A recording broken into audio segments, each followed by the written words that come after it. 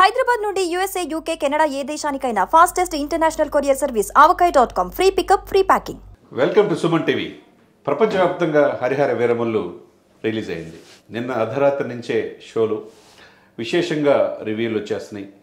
ఎప్పుడు లేని విధంగా పవన్ కళ్యాణ్ గారి జీవితంలో first pan India movie. Telugu, తమిళం, మలయాళం, కన్నడం, హిందీలో ఓవరాల్గా అన్ని రాష్ట్రాల నుంచి కూడా సక్సెస్ రివ్యూలు వచ్చేస్తున్నాయి.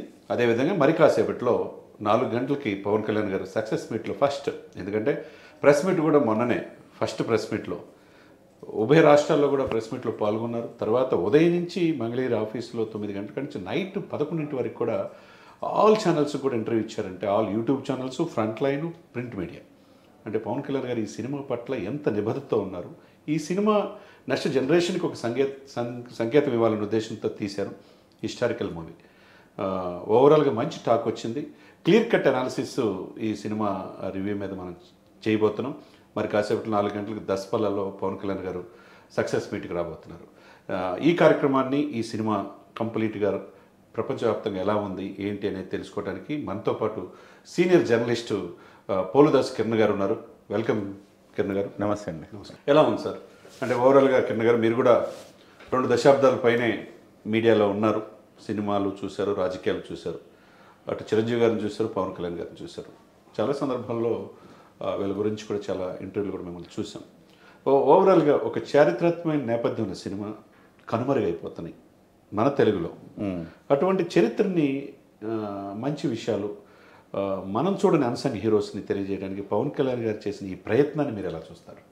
సార్, ముందుగా సుమన్ టీవీకి ప్రత్యేకమైన ధన్యవాదాలు నన్ను ఆహ్వానించినందుకు. ముఖ్యంగా చందు శ్రీనివాస్ గారు, ఇది ఒక చారిత్రక నేపథ్యం ఉన్న సినిమా. వాస్తవానికి పవన్ కళ్యాణ్ గారి నుంచి ఇలాంటి సినిమాని మనము ఎక్స్పెక్ట్ చేయలేం. ఎందుకంటే ఆయన ఎప్పుడు ఈ ట్రెండ్లో ఉన్న సినిమాలు తీస్తారు, కానీ ఎప్పుడు ఆయన ట్రెండ్ సెట్టర్ ఆయన. సో ట్రెండ్ ఎప్పుడు ఫాలో అవ్వరు, ఆయనే ట్రెండ్ సెట్ చేస్తారు. అలాంటిది ఆయన ఒక చరిత్రాత్మకమైన సినిమా తీయాలని భావించడానికి ప్రధానమైన కారణం, మన సంస్కృతి సంప్రదాయాల మీద ఎలాంటి దాడులు జరిగాయి, అవి ఈ తరానికి తెలియచేయాల్సిన ఆవశ్యకత గుర్తించారు. వాస్తవానికి చావా సినిమా వచ్చింది చూసారా? చావా సినిమా కంటే ముందే ఈ స్టోరీ ప్రిపేర్ అయింది, ఈ స్టోరీ ప్రారంభమైంది. ఇది 14th century. అవునా? అంటే నేనంటుంది చావా కూడా చారిత్రక నేపథ్యం. ఆ సినిమా రాకముందే ఈ సినిమా ప్రారంభమైంది అంటున్నా. కాకపోతే లేట్ అయ్యి ఇప్పుడు రిలీజ్ అయింది. వాళ్ళు అనుకున్నట్టుగా రిలీజ్ అయ్యి ఉంటే ఇది మరొక చరిత్ర లిఖించేదని చెప్పాలి. ఓకే. 2024 ఎన్నికలను కూడా ఇంకా ప్రభావితం చేసి ఉండేది. ఆ 11 కూడా వచ్చేవి కాదేమో. అంటే నేనేం చెప్పదలుచుకున్నానంటే, పవన్ కళ్యాణ్ గారు ఒక చారిత్రక సత్యాన్ని ఆవిష్కరించదలుచుకున్నారు. సనాతన ధర్మ పరిరక్షణను మరొకసారి చాటి చెప్పాలనుకున్నారు. అదే సమయంలో ఒక రాజు అరాచకత్వాన్ని భరించకుండా ప్రజలు తిరగబడాలి, ఎలాంటి తిరుగుబాటు వస్తే మంచి ప్రభుత్వాలు వస్తాయి చెప్పదలుచుకున్నారు. ఈ 3 అంశాలని ఆయన తెరకెక్కించాలనుకున్నారు. అది తెరకెక్కించారు. ఇందులో పవన్ కళ్యాణ్ గారు నిజ జీవితంలో ఆయన క్యారెక్టర్ ఏంటో ఇందులో కూడా అదే క్యారెక్టర్ అయింది. ఈ సినిమాలోనేమో ఆయన రాబిన్ హుడ్ పాత్ర పోషించారు. డబ్బులున్న వాళ్ళ దగ్గర, అంటే రాజుల దగ్గర, దొరల దగ్గర వాళ్ళు అన్యాయంగా, అక్రమంగా పేదవాళ్ళ నుంచి గుంజుకుంటున్న వాటిని తిరిగి వాళ్ళ దగ్గర నుంచి దొంగిలించి పేదలకు పంచడం అనేది ఆయన చేస్తున్నారు. అది అనాదిగా వస్తున్న పాత్రలు అవన్నీ రాబిన్ హుడ్ పాత్రలు వస్తున్నాయి. కానీ నిజ జీవితంలో ఆయన పాత్ర ఏంటి? కష్టపడి సినిమాలు చేసి వచ్చిన డబ్బుని పేదలకు పంచిపెట్టడం. ఒక సంవత్సర కాలంలో ఒక్క సంవత్సర కాలంలో 10 కోట్లకు పైగా వితరణ ఆయన సొంతంగా చేశారండి, అధికారంలోకి వచ్చాక కూడా. సో అలాంటి ఒక ప్రజలకు దాతృత్వం ఇవ్వాలనే తపన, ప్రజలకు సంక్షేమం చూడాలనే తపన, ప్రజలను రక్షించాలనే కాంక్ష, ఇవన్నీ ఉన్న వ్యక్తిగా ఆ సినిమాలో పాత్ర, ఈ పాత్ర 2 కూడా నిజ జీవిత పాత్ర ఉన్నాయని చెప్పాలి. సో ఆ రకంగా ఈ సినిమా పవన్ కళ్యాణ్ గారి వ్యక్తిత్వానికి అతికినట్టు సరిపోతుంది. అందుకే బహుశా ఆయన ఈ పాత్రను అంగీకరించి ఉంటారు. ఆయన ఐడియాలజీ కావచ్చు, ఇవన్నీ కూడా దీంట్లో మిళితమై ఉన్నాయి. ఎస్పెషల్లీ చాలామంది మాట్లాడుతున్నారు చందు శ్రీనివాస్ గారు, సనాతన ధర్మం ఆయన గెలిచిన తర్వాత సనాతన ధర్మం ఆయన ఎత్తుకున్నారని. అరే 2019లో ఈ సినిమా ఒప్పుకునే నాటికి ఆయన సనాతన ధర్మం మీదనే సినిమా ఒప్పుకున్నారు. వాళ్ళు తెలియక మాట్లాడితే తెలియక ఇప్పుడు జాగర్లమూడి కృషి గారి ప్రాజెక్ట్లో ఫస్ట్ వచ్చింది తెలుసు, 2019లో ఆయనకి ఇరిపించింది తెలుసు, అప్పుడే ఈ సనాతన ధర్మ విలువ గురించి డిస్కషన్ జరిగింది తెలుసు. అనుకోకుండా 30-40% ఆయన తీశాడు, సమయభావం ఆయనకి డేట్స్ కుదరక ప్రాజెక్ట్ నుంచి పోయగలిగారు. నిజ జీవితంలో 4 నెలల పాటు చాతుర్మాస దీక్ష తీసుకుంటారు ఆయన. ప్రతిదీ కూడా ఆధ్యాత్మిక చింతన, ఇవాళ కాదు ఆయనకి ఆధ్యాత్మిక చింతన. సో ఆయన ఎప్పుడు ఇండస్ట్రీలో ఆధ్యాత్మిక చింతన కలిగిన వాళ్ళు ఎవరైనా ఉన్నారంటే ఫస్ట్ పవన్ కళ్యాణ్ గారు తెలుగులో, అటువైపు రజనీకాంత్ గారి గురించి మాట్లాడుకుంటారు. అలాగే ఆ తర్వాత వెంకటేష్ గారు కూడా, వీళ్ళిద్దరు ఎందుకు ఫ్రెండ్స్ అయ్యారంటే ఆధ్యాత్మిక భావన. అంటే నేను చెప్పదలుచుకున్నది ఏంటంటే సనాతన ధర్మం ఆయన ఇవాళ ఏదో రాజకీయ కాంక్షతో తీసుకున్నది కాదు, ఆయన మొదటి నుంచి ఆయనలో ఇన్నర్గా ఉన్నది. అదే సినిమా రూపంలో చూపించదలుచుకున్నారు, ఇవాళ సినిమా రూపంలో చూపించారు. ఇంకోటి అద్భుతమైన సినిమా వస్తుంది, స్పందన వస్తుంది. మీరు చెప్పింది ఎంత బాగుంది. స్ట్రైట్గా క్వశ్చన్ ఒకటే క్వశ్చన్. కింద గారు మీరు చూశారు cinema first half, Pawan Kalyan గారు ఎంటర్ అయిన సీన్ కాడి నుంచి ఎండింగ్ చివర సీన్ వరకు కూడా విరోచితమైన ప్రదర్శనలు, తన ఆహభావాల విషయంలో కావచ్చు, తన నటన విషయంలో కావచ్చు, ప్రజల్ని ప్రేక్షకులు విశేషంగా అప్లాజ్ వచ్చింది వాళ్ళ దగ్గర నుంచి. అంటే మీరు పవన్ కళ్యాణ్ ఒక రాజకీయ నాయకుడిగా చూశారు, ఈరోజు ఒక సినిమా నటుడిగా దాదాపు 2 సంవత్సరాల తర్వాత తెర మీద కనపడుతున్నాడు. ఈ నటన ఎలా ఉందంటారు మీరు? ఫస్ట్ హీరో గారి వేరవల్ పాత్ర. పవన్ కళ్యాణ్ గారి ఒక పెక్యులియర్ స్టైల్ అండి. ఆయన మేనరిజం, ఆయన నటనకి ఫిదా అయిపోయిన వాళ్ళు అనేక మంది. కల్ట్ ఫ్యానిజం ఉంది ఆయనకి. మీరు 2 ఏళ్ళు ఏందంటున్నారు, ఇంతకుముందు ఎవరు అంటున్నారు 5 ఏళ్ల నుంచి ఆయన సినిమా తీస్తున్నారు కదా, చాలా కాలంగా సినిమాలకు దూరంగా ఉన్నారు కదా. ఆయన సినిమాలకు ఎంతకాలంగా దూరంగా ఉన్నా ఆయన కల్ట్ ఫ్యాన్స్ మాత్రం ఎప్పుడు ఆయనతోనే ఉంటారు.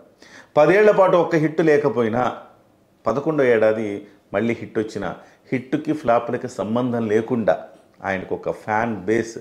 ఈ ఫ్యాన్ బేస్ భారతదేశంలో బహుశా ఏ హీరోకి కూడా లేదంటే అతిశయోక్తి కాదు. సో అంతటి ఫ్యాన్ బేస్ ఆయనకి, ఆయన వ్యక్తిత్వానికి ఫ్యాన్ బేస్ అండి ఇది. సో అలాగా ఈ సినిమాలో పవన్ కళ్యాణ్ గారిది పవర్ ప్యాక్డ్ పర్ఫార్మెన్స్ అని చెప్పాలి. సినిమా మొత్తాన్ని భుజాన వేసుకునే మోసారు ఆయన. సినిమా తెర మీద భుజాన వేసుకుని మోసారు, తెర బయట భుజాన వేసుకుని మోస్తున్నారు. మీకు ఇంకో కీలకమైన అంశం చెప్తాను. ఈ సినిమాలో పవన్ కళ్యాణ్ గారి ఐస్ చాలా పవర్ఫుల్ అండి. ఐస్ని అద్భుతంగా ఎలివేట్ చేశాడు. ఐస్ ద్వారా ఒక క్రూర మృగాలను కూడా కేవలం కళ్ళతోనే కంట్రోల్ చేయొచ్చని ఒక సైంటిఫిక్ భావాన్ని ఆయన తెర మీద చూపించారు వాళ్ళ. అది కొన్ని చోట్ల ప్రూవ్డ్ ఫ్యాక్ట్. అది ఒకటి కింద గారు నేను చెప్పిన పాయింట్, అసలు మెగా ఫ్యామిలీలో మెగాస్టార్ గారికి కాసేపు కళ్ళల్లో చూసి మాట్లాడితే ఎమ్మటే అతను ఇదైపోతారు లైఫ్ లాంగ్ ఆయనతో. అంతే. వాళ్ళు ఆ పవర్ఫుల్లో ఆంజనేయ స్వామి భక్తులు కావచ్చు, ఏదైనా కావచ్చు, మెగాస్టార్ చిరంజీవి గారి కాడి నుంచి ఉంది. తర్వాత RRRలో సెటిల్ పెర్ఫార్మెన్స్ ఇంటర్నేషనల్ మీడియా కూడా ప్రశంసించింది రామ్ చరణ్ని. ఎందుకంటే తన మిత్రుడిని జూనియర్ ఎన్టీఆర్ గారిని కొట్టే సీన్లు RRRలో ఉండే ఆ కళ్ళల్లో కళ్ళబట్టి నీళ్లు వస్తూ ఉంటాయి, ఆ సెటిల్ పెర్ఫార్మెన్స్. తర్వాత ఈరోజు మీరు చూశాను, నేను చూశాను సినిమాను, ఆ సెటిల్ పెర్ఫార్మెన్స్ అనేది క్లియర్గా పవన్ కళ్యాణ్ గారికి కనపడింది. Okay, well and good. ఏ నటుడికి లేనంతగా ఆయనలో ఆహభావాలతో, తన పులితో బిబ్బులతో ఇచ్చేసే, దాన్ని కంట్రోల్ చేసే ఇదిలో మనం చూసాం. తర్వాత వీళ్ళంతో పోరాడే సన్నివేశాలు మనం చూసాం. ఇకపోతే స్టార్టింగ్ ఒకసారి మీరు అన్నారు బెబ్బులతో, ఆ సన్నివేశం గురించి ఒకసారి మనం మాట్లాడుకున్నాం. అంటే గోల్కొండ రాజు దగ్గర మాట్లాడుతూ ఉంటారు, కాన్వర్జేషన్ జరుగుతుంటుంది. జరుగుతున్నప్పుడు ఆత్మాభిమానం దెబ్బతినే మాట ఒకటి మాట్లాడతారు. మాట్లాడిన తర్వాత పవన్ కళ్యాణ్ గారు ఒక్కసారిగా రేజ్ అవుతారు. నా అంగవస్త్రాన్ని కూడా పేకలేరు అంటాడు. అన్న తర్వాత పులి ఈయన మీదకు వస్తుంది. వచ్చినప్పుడు దానికి ఎదురెళ్ళి ఈయన నిలబడ్డ తీరు, ఆ కళ్ళల్లో ఆ కసి, పవర్, అది చూసి పులి వెనక్కి తగ్గడం, ఇది నిజంగా కూడా చాలా గూస్ బంప్స్ వస్తాయి ప్రేక్షకులకి. ఆ సన్నివేశం, ఆ బీజిఎం, బ్యాక్గ్రౌండ్ మ్యూజిక్. అదే సమయంలో నేనేమంటానంటే నిజ జీవితంలో కూడా పవన్ కళ్యాణ్ గారు అలాగే ఉంటారు. సినిమాలో రాకముందు రాజకీయాలు ఉంటారు, పంచెలు ఓడగొడతానని చెప్పి ఒకప్పుడు అన్నాడు. ఆవేశించి దశాబ్దమైన పోరాటంలో ఏ విధంగా రాజకీయాలు నేర్చుకోవాలో రాజకీయాలు 100% సైక్రేట్ చేశాడు. అదేవిధంగా ఈ సినిమాలో కూడా డైలాగ్లో సేమ్ పిల్లోడు ఎంటర్ అయినప్పటి నుంచి మనం చూస్తే కనుక ఫస్ట్ స్టార్టింగ్లో కృష్ణా జిల్లాలోని ఆ ప్రాంతంలో ఉండే దొరికిన ఆ కోహినూరు వజ్రమే ఈరోజు అత్యంత విలువైంది ప్రపంచవ్యాప్తంగా. అవును కదా, దానికోసం పోరాటంలో మనం చూసాం. తర్వాత పిల్లోడు దొరికింది చూసాం. ఆ పిల్లాడికి పేరు పెట్టిన దాంట్లో కూడా జనసేనానిగా ప్రజల హృదయాల్లో ఉంటాడని చెప్పేసి రాజు చెప్పిన మాటలు మనం చూసాం. నేనేమంటానంటే ఇదే పవన్ కళ్యాణ్ గారు ఈ సినిమాలో కూడా ఆ డైలాగుల విషయంలో కూడా నేను రాకూడదని చెప్పి చాలామంది కోరుకున్నారు. స్పష్టంగా చందు శ్రీనివాస్ గారు చాలా స్పష్టంగా ఒక ఏమంటారు రాజకీయమైన పాత్రను ఆయన వాళ్ళ రాజకీయాల్లో పోషించిన పాత్రను ఇందులో కూడా పోషించాడని చెప్పాలి. మీరు అంటున్నారు చూసారా, పిల్లాడు పుట్టిన తర్వాత ఏమవుతాడు ఇతనంటే జనానికి సేవ చేసే జనసేనాని అవుతాడు, జన సేవకుడు అవుతాడు అని చెప్తారు చూసారా. ఆ ఫ్రేమ్ దగ్గర నుంచి చివరి వరకు రాజకీయాల్లో ఆయన జీవితంతో ముడిపడి ఉన్న డైలాగులు అనేకం ఉన్నాయి.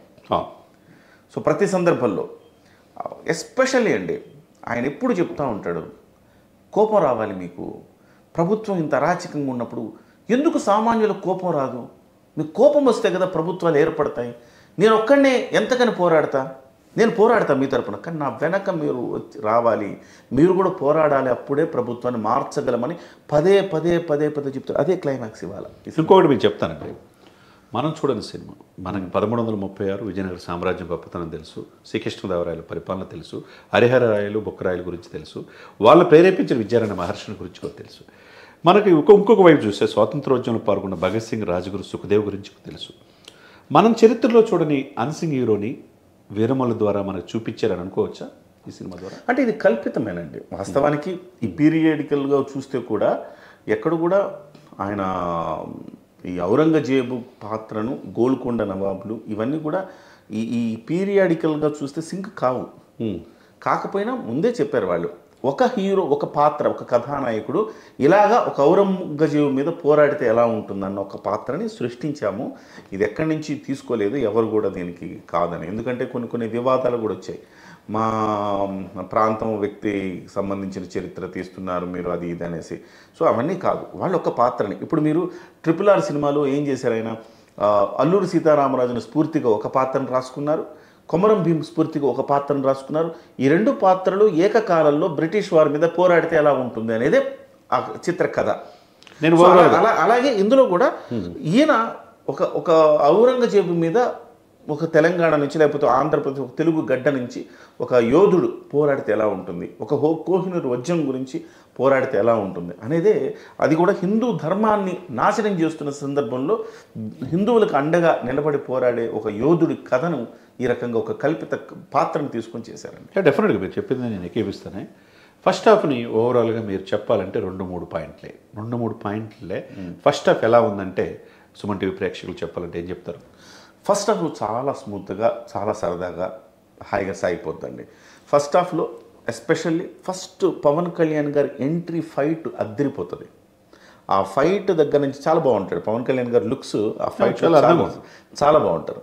సో చాలా కాలం నుంచి చూస్తున్న ఆ ఫైట్ ఒకటి, మల్ల యోధులతో చేసే ఫైట్ ఒకటి, ఆ హీరోయిన్కి ఆయనకు మధ్య వచ్చే సన్నివేశాలు ఒకటి, ఇవన్నీ కూడా వీటన్నిటి నేపథ్యంలో ఫస్ట్ హాఫ్ చాలా సరదాగా, చాలా హాయిగా సాగిపోతుంది.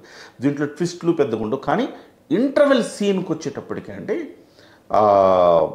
చార్మినారు ఆ నేపథ్యంలో ఫైట్ సీన్ ఉంటుంది, చాలా అద్భుతంగా చిత్రీకరించారు.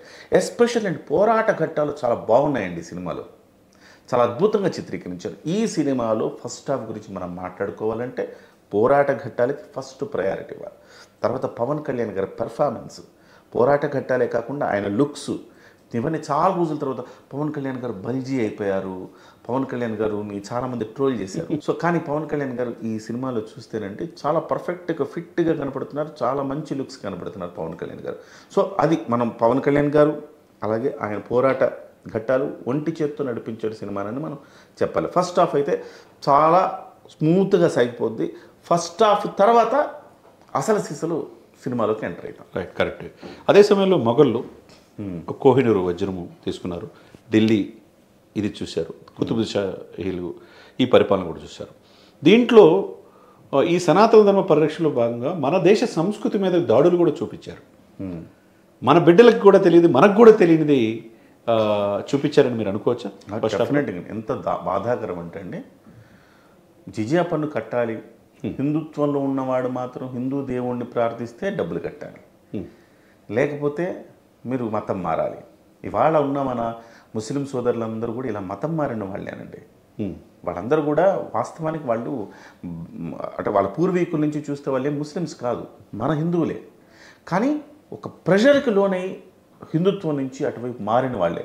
బెదిరింపులకు చంపేస్తామంటూ చూశారు కదా సినిమాలో ఎంత చంపేశారు. అంటే మీరు బతకాలంటే హిందువులుగా, మీరు ముస్లింలుగానే బతకాలన్నప్పుడు కొంతమంది ఇక ఇబ్బంది పడి మారిన వాళ్ళే ఇవాళ వాళ్ళందరూ కూడా మన సోదరులే.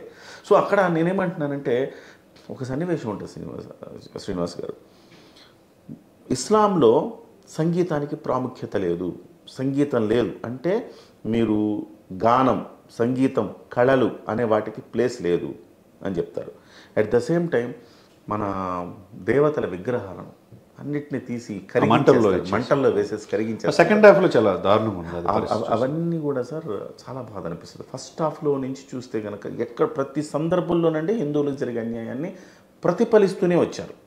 చూపిస్తున్న నేపథ్యం మొత్తం కూడా హిందువుల్ని ఏ రకంగా అణిచేసే ప్రయత్నం చేశారు, ఏ రకంగా అరాచకంగా వ్యవహరించారని చూపించారు. డెఫినెట్గా ఇది ఫస్ట్ సనాతన ధర్మానికి సంబంధించి కాపాడుకునే ఒక యోధుడి కదా.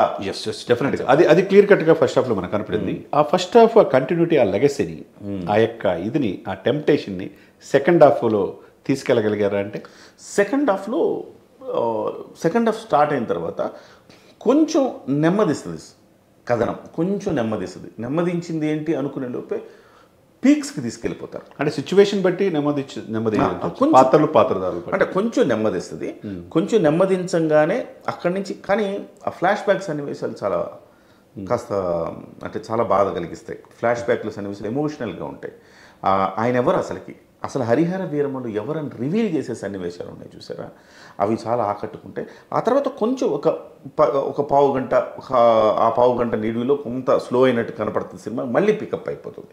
పికప్ అయ్యి లాస్ట్ అరగంట శ్రీనివాస్ గారు కుర్చీల్లోంచి ఇట్లా రిలాక్స్ అయ్యి ఎవరు కూర్చోరు, ఇలానే కూర్చుంటారు కుర్చీల్లో. ఏం జరగబోతుంది లాస్ట్ అరగంట పవన్ కళ్యాణ్ గారు ఎస్పెషల్లీ కంపోజ్ చేసిన ఫైట్ ఉంటుంది.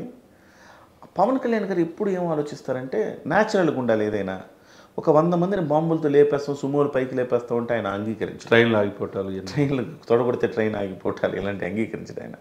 సో ఆయన కంపోజ్ చేసిన ఫైట్లో ఇన్డెప్త్ ఉంది. లాస్ట్ అరగంట సినిమాకి అద్భుతమైన హైలైట్ అని చెప్పాలి.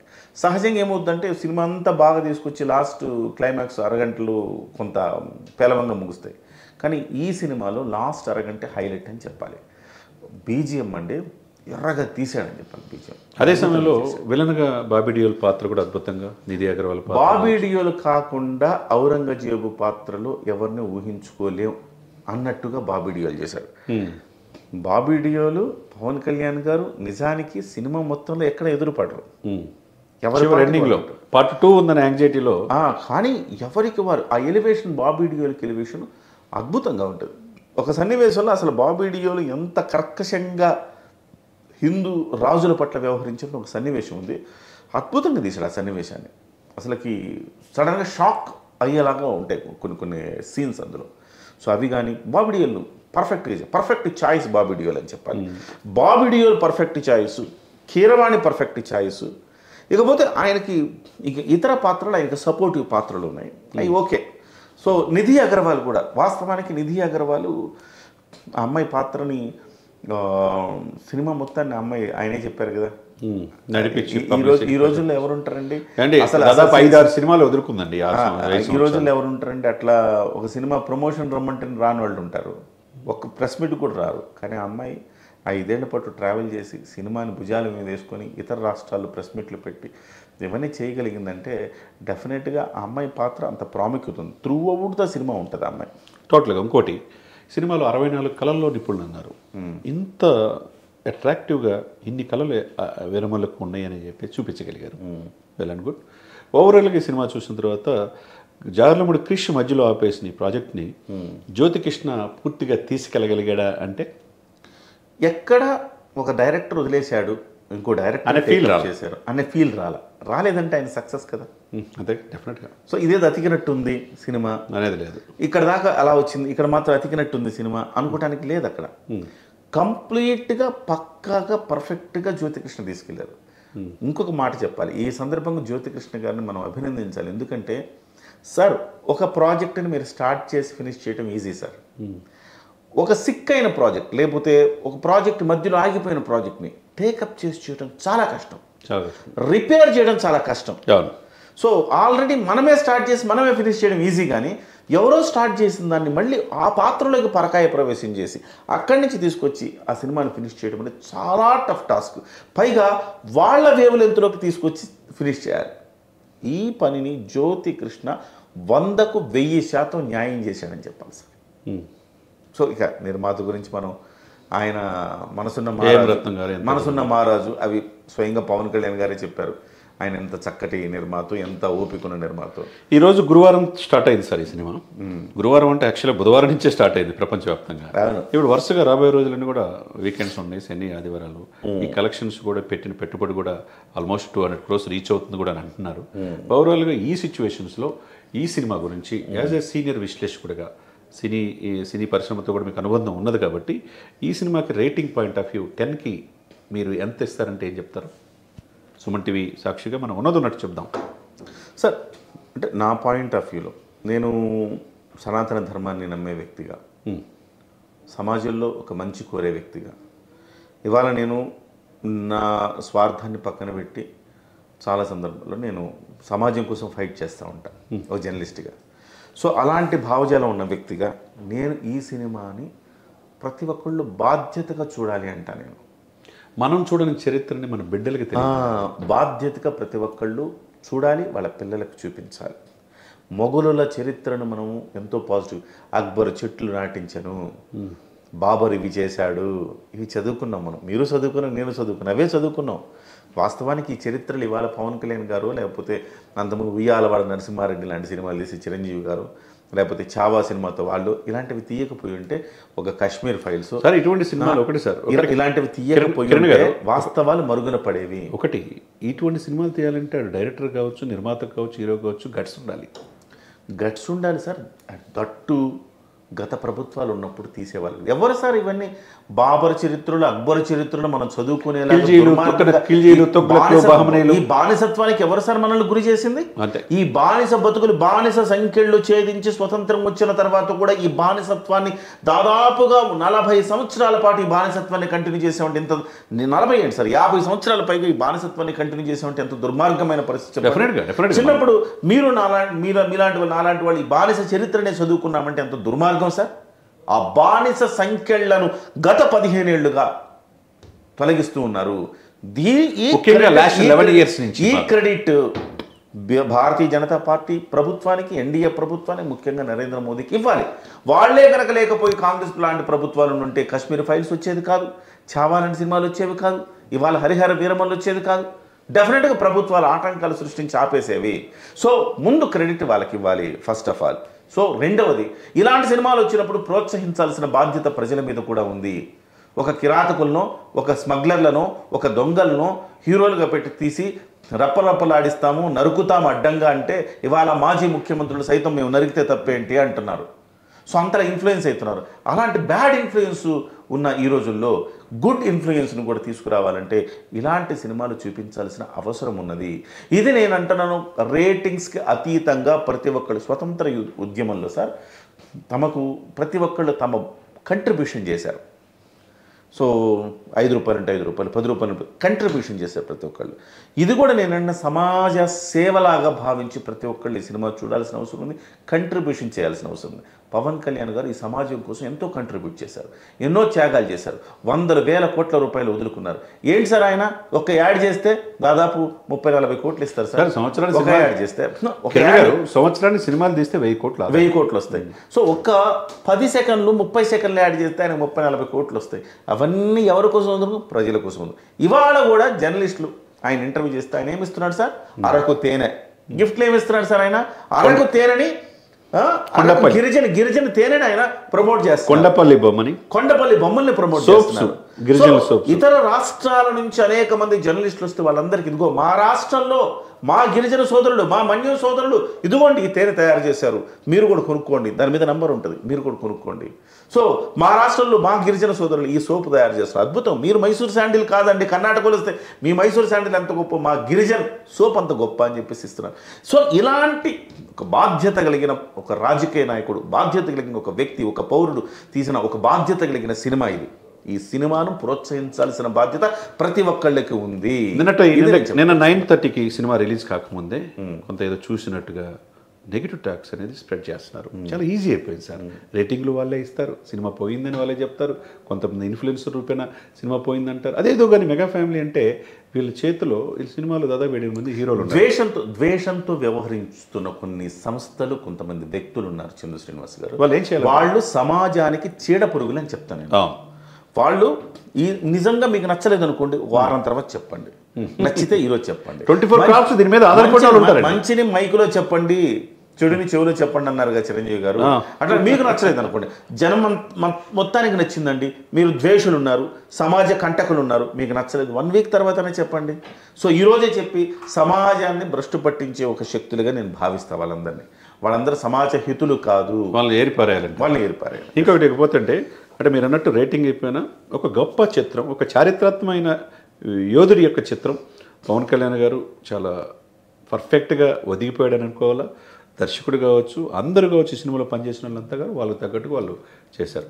ఒక కుటుంబ సమేతంగా ఈ సినిమా చూసే అవకాశాలు ఇవాళ రోజుల్లో కనపడుతున్నాయి కదా. ఇవాళ రోజుల్లో సార్ కుటుంబ సమేత సినిమాలు ఎక్కడ చూడగలుగుతున్నాం సార్? అశ్లీలమైన డ్రెస్సింగ్, అశ్లీలమైన డైలాగులు, అశ్లీలమైన సీన్లు, అసలు పిల్లల్ని తీసుకెళ్ళగలుగుతున్నాం సార్? టీనేజ్ మీకు నాకు అంటే స్కూల్ చదివే, కాలేజ్ చదివే పిల్లలు ఉన్నారనుకుంటా. సో ఈ పిల్లల్ని తీసుకొని మనం వెళ్ళగలిగే అవకాశం ఉందా సార్? లేదు. కానీ ఈ సినిమా చక్కగా కుటుంబంతో వెళ్ళాల్సిన సినిమా కూడా. పిల్లల్ని తీసుకెళ్ళండి, మీ పిల్లలందరినీ తీసుకెళ్ళండి, చరిత్రను, మర్చిపోయిన చరిత్రను, అన్సంగ్ హీరోస్ మనం చూపించండి ఈ పిల్లలందరికీ కూడా. ఖచ్చితంగా వాళ్ళ పిల్లల పొటెన్షియల్ కూడా ఇటువంటి ఇది రావాలి ఫస్ట్ ఆఫ్ ఆల్. రెండోది, మీరు రేటింగ్ ఇవ్వమంటే నేను ఎందుకు ఇవ్వట్లేదు? ఖచ్చితంగా ఇస్తా. 10కి 9 ఇస్తాను నేను రేటింగ్. సూపర్. సో ఇది కుటుంబ సమేతంగా చూడదగ్గ ఒక మంచి సినిమా. హరిహర వీరమల్లు. మీకు సమాజ స్పృహ కలుగుతుంది, చరిత్ర తెలుస్తుంది, ఒక చెడుని ఎదుర్కోవటం ఎలాగా అనే ఒక గుండె ధైర్యాన్ని ఇస్తుంది, స్ఫూర్తిని రగిలిస్తుంది ఈ సినిమా. అదేవిధంగా September 25 OG release date fix చేశారు. ఉస్తాద్ భగత్ సింగ్ కూడా షూటింగ్ కూడా ఆల్మోస్ట్ అవుతూ ఉంది. 2024, 25, 26 వచ్చేది కూడా మళ్ళీ ఒకవైపు బాబాయ్ అబ్బాయి సినిమాగా పెద్ది వస్తుంది, విశ్వంబర వస్తుంది. ఇవన్నీ చూస్తే ఒక మెగా ఫ్యామిలీ నుంచి ఇన్ని సినిమాలు ఒకేసారి రావటం పట్ల, అందులో సినిమాలు ఆగిపోద్ది రాజకీయాలు అన్న తర్వాత నుంచి ఈరోజు హరిహర వీరమల్లు రిలీజ్ అయింది, రేపు ఓజీ, తర్వాత ఉస్తాద్ భగత్ సింగ్. దీన్ని ఎలా చూస్తారు? అంటే అభిమానులు ఈ సినిమాలతో మన ప్రెస్ మీట్లో కూడా దీనికి సినిమాలు తీగిపోవచ్చు, రాజకీయాలకే పరిమితం అవ్వచ్చు అన్నాడు. మరి దీని ఈ లెగసీని అఖిరానందన్ ద్వారా కంటిన్యూ చేసే అవకాశం ఉందని మీరు అనుకుంటున్నారా? డెఫినెట్. అట్లా రుద్దే వ్యక్తి కాదు పవన్ కళ్యాణ్ గారు. అఖిరానందన్ని తీసుకొచ్చేసి మొన్న ఫంక్షన్లు అన్నారు కదా, ఇది సినిమా సృజనాత్మకమైన సినిమా, ఈ రంగంలో ఎవరైనా టాలెంట్ ఉంటేనే నిలబడగలుగుతారు. సో ఇవాళ పవన్ కళ్యాణ్ గారికి టాలెంట్ ఉంది కాబట్టి నిలబడగలిగారు. నా కొడుకునైనా టాలెంట్ లేకపోతే నిలబడలేడు, కేవలం లెగసీ కొంతకాలమే పనిచేస్తుందని పవన్ కళ్యాణ్ గారు స్వయంగా చెప్పారు. కాకపోతే ఇప్పుడే ఆ అబ్బాయి ఎట్లా ఉన్నాడంటే హాలీవుడ్ హీరోలాగా కనపడుతున్నాడు. అతని హైట్, వెయిట్, అతని లుక్స్. మొన్న అయితే పర్ఫెక్ట్గా ఇవాళ ఒక యంగ్ హీరోకి ఉండాల్సిన లక్షణాలన్నీ కనపడుతున్నాయి. బహుశా నేను అనుకుంటాను పవన్ కళ్యాణ్ గారు ఇక రాజకీయాల్లో పూర్తి బిజీ అవుతారు కదా, ఆయన లేని లోటుని వాళ్ళ అబ్బాయితో తీరుస్తారేమో అని ఒక ఆశ చాలామంది అభిమానుల్లో ఉంది. బహుశా అది కూడా ఆ శుభవార్త కూడా మనం వినే అవకాశం ఉంది. ఏదైనా తీస్తే రామ్ చరణే దానికి నిర్మాత అవుతారని కూడా అంటున్నారు. రామ్ చరణ్ గారే లాంచ్ చేస్తారు. సో అఖిరానందన్ని అంటున్నారు. సో అలాంటి రోజులు కూడా రాబోతున్నాయి. అయితే పవన్ కళ్యాణ్ గారు ఈ 3 సినిమాలు అయిపోయింది. మీరు అన్నారు కదా ఇది ఐ ఫీస్ట్ అండి. సో ఈ పండుగ సీజన్ అంటారు కదా, వినాయక చవితి వస్తుంది, తర్వాత దసరా వస్తుంది, తర్వాత దీపావళి వస్తుంది, తర్వాత సంక్రాంతి వస్తుంది అన్నట్టుగా ఇక్కడ ఉగాదితో మొదలు పెడితేనండి, ఉగాది వినాయక చవితితో మొదలు పెడితే, తొలి ఏకాదశితో మొదలు పెడితే వరుసగా పండుగలు వస్తాయి. ఎప్పటి వరకు? ఇక సంక్రాంతి వరకు వరుసగా పండుగలు, శివరాత్రి, ఉగాది వరకు పండుగలు వస్తాయి. అలాగా ఇవాళ ఒక్కొక్క పండుగ వచ్చినట్టుగా పవన్ కళ్యాణ్ సినిమాలు, చిరంజీవి సినిమాలు, మళ్ళీ రామ్ చరణ్ గారి సినిమా, ఇవన్నీ కూడా ఈ పండుగ సీజన్ అనుకోవాలి. చూశారు కదండి. అంటే సుదీర్ఘమైన రాజకీయ అనుభవం, రాజకీయాలు, సినిమాలు 2 అనుభవం ఉన్న కిరణ్ గారు తనది ఉన్నట్టుగా సినిమాని రివ్యూ మనకి ఇచ్చారు సుమన్ టీవీ సాక్షిగా. చాలామంది 24 క్రాఫ్ట్స్ దీని మీద ఆధారపడే వాళ్ళు ఉంటారు. కాబట్టి సినిమాని సినిమాలాగా చూడాలి, సినిమాని ప్రేమించాలి. మనకు తెలియకపోతే చరిత్రని తెలుసుకోవడానికి ప్రయత్నం చేయాలి, కానీ సినిమాని చంపకూడదు. నెగిటివ్ టాకులతో ఆ సినిమాలు తీసి హీరోల మీద కక్షతోనో అట్లా చేయటం మంచిది కాదనేది అందరూ చెప్తున్నమాట. ఏదైనా కానీ విమర్శవాదులు కూడా, క్రిటిక్స్ కూడా హరిహర వీరమల్లో పాత్రలో పవన్ కళ్యాణ్ గారు చూపించిన ఈ పాత్ర చేయాలంటే ధైర్యం ఉండాలనేది ప్రపంచవ్యాప్తంగా ఒక పాజిటివ్ రావటం అనేది, పాజిటివ్ టాక్ రావడం అనేది అందరూ మెచ్చుకోవాల్సిన అంశం. ఆ యొక్క చిత్ర బృందానికి, సక్సెస్ మీట్ కూడా జరుపుకోతున్న చిత్ర బృందానికి సుమన్ టీవీ తరపున హృదయపూర్వకంగా శుభాకాంక్షలు తెలియజేస్తున్నాం.